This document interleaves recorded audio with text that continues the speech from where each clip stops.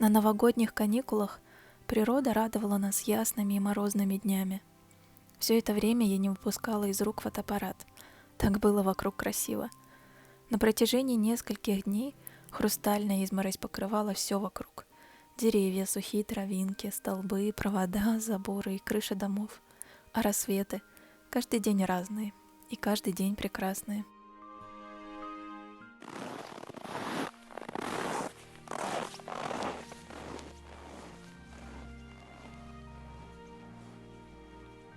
Несмотря на то, что на улице было очень морозно, хотелось как можно больше времени проводить снаружи, слушать, как скрипит снег под ногами, наблюдать восход солнца, любоваться блеском крошечных льдинок на несгибаемых сорняках.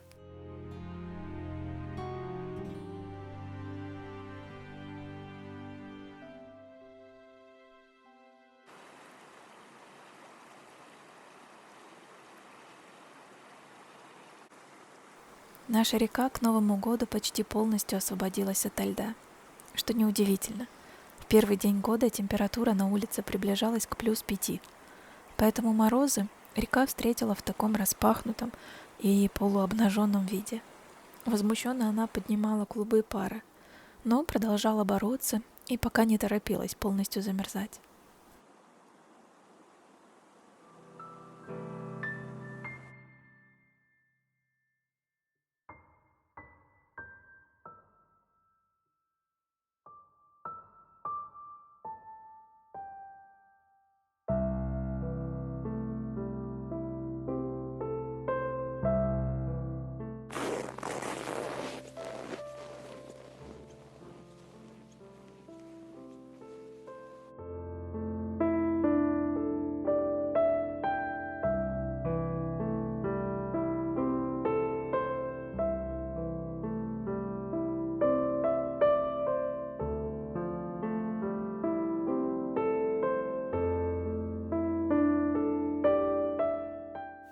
Но долго гулять на улице все равно не получалось. Хотя морозы были не такие уж и сильные, они пробирали до костей. На морозе в щеки хотелось вернуться в теплый дом и заварить горячего чая.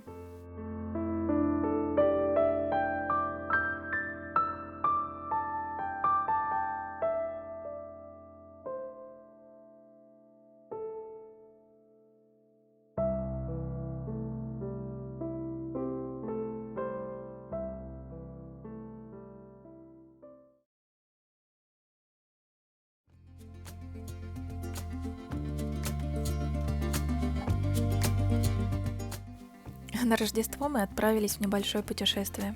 Очень небольшое и очень непродолжительное. Буквально до одного из соседних поселков. Дорога в это время оказалась невероятно живописна. Это был уже третий день морозов, третий день ясной и тихой погоды. И белая изморозь не осыпалась. Все вокруг сверкало, блестело, переливалось на солнце и немного слепило глаза. Но их невозможно было закрыть. Не хотелось пропустить ни сантиметра этой сказочной зимней красоты.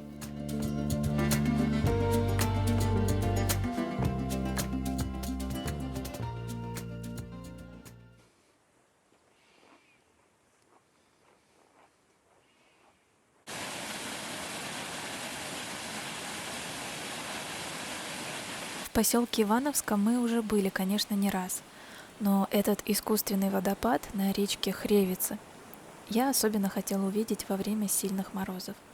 Ведь, как я уже говорила в недавнем видео с побережья Финского залива, мороз и вода вместе творят чудеса.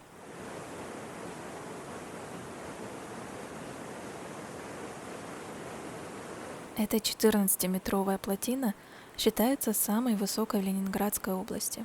Она была построена больше 100 лет назад для местной бумажной фабрики. А в советское время здесь была открыта малая гидроэлектростанция. Когда необходимость в ней отпала, ГЭС закрыли. Это было еще в 70-х.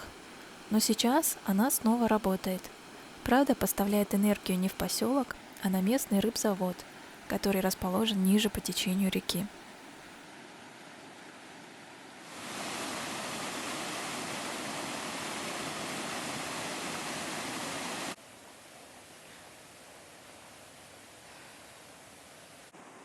Из разницы температур По бокам канала на бетонных ограждениях намерзли большие причудливые сосульки, а расположенные рядом деревья и кусты из-за поднимавшихся к ним облаков пара были покрыты еще более толстым слоем изморози, чем все остальные.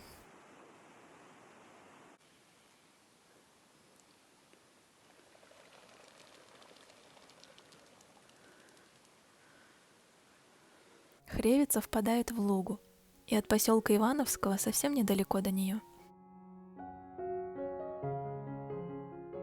Именно в этом месте я бываю каждый месяц, чтобы сделать фенологические снимки. Фотографирую один и тот же пейзаж речной долины, чтобы потом по этим кадрам можно было отследить, как менялась природа с течением времени и сезонов. Луга тоже не спешила покрываться льдом, и над открытыми ее участками проплывали ржеватые облака. Так же быстро, как убегала от нас и сама река. Чем дольше я смотрела вниз с высокого моста, тем отчетливее мне казалось, что мир перевернулся, и что смотрю я не на воду, а на небо.